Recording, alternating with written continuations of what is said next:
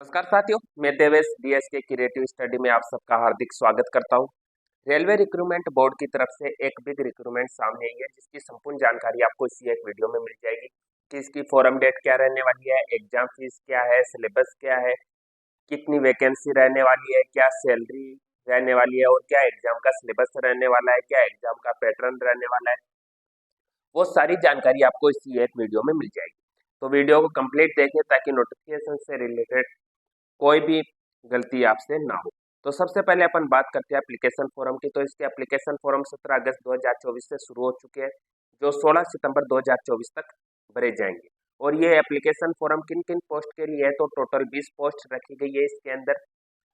और इन 20 पोस्ट में अलग अलग वैकेंसी है, जैसे इसके अंदर डेंटल हाइगनिस्ट के अंदर 3 पोस्ट रखी गई है। हेल्थ एंड मलेरिया इंस्पेक्टर के अंदर 126 पोस्ट रखी गई है। और इसकी जो टोटल पोस्ट है वो टोटल पोस्ट 1376 रखी गई है। ये जो भी पोस्ट है ये पैरामेडिकल कोर्स के लिए है, जिन्होंने भी पैरामेडिकल कोर्स कर रखा है। पैरामेडिकल कोर्स अलग अलग फील्ड में अलग अलग तरीके से, मतलब कि हर फील्ड का अलग अलग होता है। जैसे डीएमएलटी वगैरह हो गई, बी फार्मा वगैरह, डी फार्मा वगैरह, ये सारे पैरामेडिकल कोर्स के अंदर आते हैं। इसके अंदर नर्सिंग की भी वैकेंसी रखी गई है। जैसे ये 2 नंबर पे नर्सिंग सुप्रिटेंडेंट की 713 पोस्ट रखी गई है।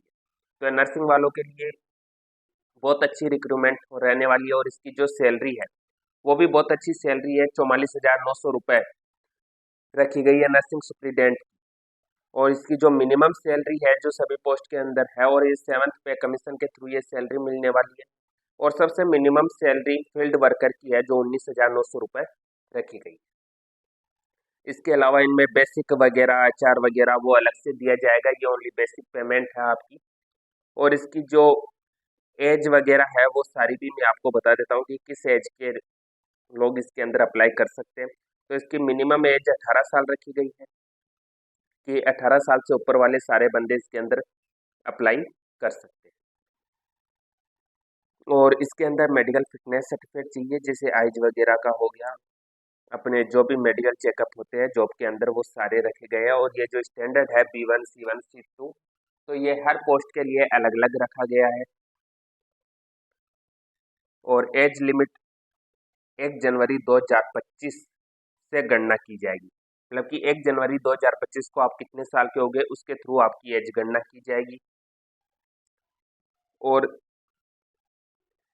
ये स्क्रीन पे आप देख रहे हो कि भाई ये जो दिया हुआ है ये है 1 जनवरी 2007 के बाद में जिसका भी जन्म हुआ है वो इसके अंदर अप्लाई नहीं कर सकते। SC ST OBC को छूट है, तो वो छूट 1987 के बाद जिसका भी जन्म हुआ है वो अप्लाई कर सकते हैं, 1989 के बाद वाले अप्लाई कर सकते हैं, और 1992 जनरल वाले भी इसमें अप्लाई कर सकते हैं। SC ST को 5 साल की छूट दी गई है, OBC को 3 साल की छूट दी गई है, और जो PWD वगैरह OBC EWS आते हैं उनमें 10 साल, 13 साल, 15 साल की छूट दी गई है। और इसके अंदर जो एजुकेशन क्वालिफिकेशन है वो हर पोस्ट के लिए अलग अलग रखा गया है। तो ये आपको इस एक वीडियो के अंदर नहीं बताया जा सकता कि भाई इस पोस्ट के लिए क्या क्वालिफिकेशन है। ये PDF आपको अवेलेबल करा दी जाएगी अपने टेलीग्राम चैनल पे। और इसकी जो एप्लीकेशन फीस है वो जनरल OBC के लिए 500 रुपये रखी गई है, और SC ST के लिए 250 रुपये इसके अंदर एप्लीकेशन फॉर्म फीस रखी गई है। और इसी के साथ इसका क्या सिलेबस रहने वाला है तो वो भी अपन देख लेते हैं। इसके अंदर SC ST को जो आरक्षण मिलता है वो सारा इसके अंदर दिया गया है। जिस तरह गवर्नमेंट अप्रूवल होता है उसी तरह उसी बेस पे आरक्षण दिया गया है। रिक्रूटमेंट रूल्स है कि भाई इसके अंदर एक CBT एग्जाम होगी, कंप्यूटर बेस्ड एग्जाम होगी, और वो कंप्यूटर बेस्ड एग्जाम 100 क्वेश्चन के लिए लगेगी, जिसके अंदर प्रोफेशनल एबिलिटी का मतलब है कि जिस फील्ड से आप अप्लाई कर रहे हो, जैसे नर्सिंग से अगर आप अप्लाई कर रहे हो तो आपको नर्सिंग से रिलेटेड 70 क्वेश्चन पूछे जाएंगे। जनरल अवेयरनेस GK से 10 question, general arithmetic, general intelligence and reasoning, मतलब कि मैथ और रीजनिंग के टोटल 10 क्वेश्चन आएंगे। और जनरल साइंस के 10 क्वेश्चन, टोटल 100 क्वेश्चन इसमें पूछे जाएंगे, और 100 नंबर्स का ये आपका एग्जाम रहने वाला है। और इस एग्जाम के अंदर मिनिमम पासिंग मार्क भी रखे गए हैं। जैसे जनरल और ईडब्ल्यूएस के लिए 40%, ओबीसी और एससी के लिए 30% और एसटी के लिए 25% मिनिमम पासिंग मार्क रखे गए हैं कि आपको इन नंबर से ऊपर तो आपको बनाना ही है। इन नंबर्स के नीचे अगर आपके परसेंट रहते हैं तो आप फेल रहोगे और इनके ऊपर जो मेरिट लिस्ट जाएगी उसके बेस पर इसका सिलेक्शन होगा। और इसका जो फॉर्म है वो आप ऑनलाइन अप्लाई कर सकते हो। और इसी के साथ अब अपन डिस्कस करते हैं इसके सिलेबस की, कि इसमें सिलेबस से पहले अपन देख लेते हैं कि किस किस बोर्ड के अंदर ये वैकेंसी रखी गई है और इसकी किस किस जोन के अंदर ये वैकेंसी रखी गई है और किस जोन में कितनी रिक्रूटमेंट है।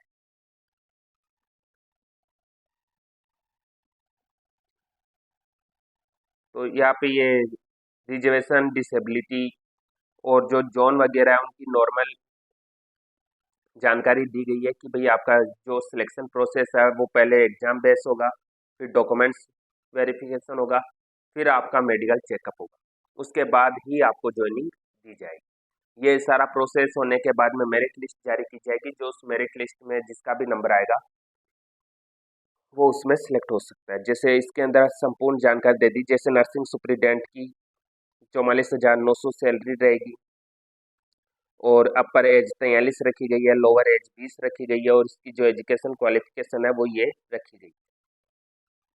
मतलब कि बीएससी होती है 3 साल वाली, तो वो इसके अंदर मिनिमम क्वालिफिकेशन रखी गई है।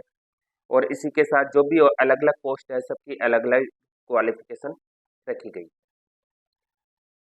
फील्ड वर्कर के लिए ओनली 12th पास रखा गया है। फील्ड वर्कर जो वैकेंसी है इसके लिए ओनली 12th पास रखा गया है। वो साइंस से पास होना चाहिए, मतलब कि साइंस, बायोलॉजी या केमिस्ट्री, इन सब्जेक्ट से वो पास आउट रहना चाहिए। और फार्मेसी वगैरह जिन्होंने बी फार्मा या डी फार्मा कर रखा है, डिप्लोमा इन फार्मेसी मतलब कि डी फार्मा कर रखा है या बी फार्मा कर रखा है, तो वो भी इसके लिए अप्लाई कर सकते हैं।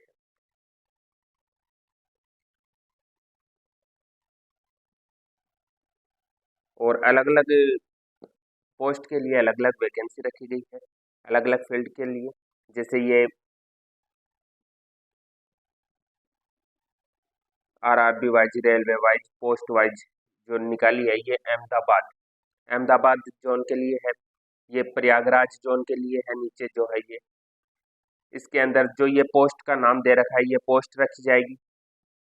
और या आगे यहाँ पे इनकी जो कैटेगरी वाइज जो पोस्ट रखी गई है उसकी संपूर्ण जानकारी इसके अंदर दी गई है। और अजमेर रीजन के अंदर भी इसके अंदर पोस्ट रखी गई है। अजमेर रीजन के अंदर dialysis technician, ECG technician, field worker, laboratory assistant, pharmacist और radiographer, X-ray technician, nursing superintendent की पोस्ट रखी गई है। ऐसे करके अपने जितने भी जोन है उन सभी जोन के अंदर ये वैकेंसी रखी गई है। अजमेर जोन के अंदर टोटल 34 पोस्ट इसमें देखने को मिलेगी। तो ये बहुत अच्छी रिक्रूटमेंट है आप सभी के लिए, तो इसका फॉर्म अप्लाई जरूर करिए।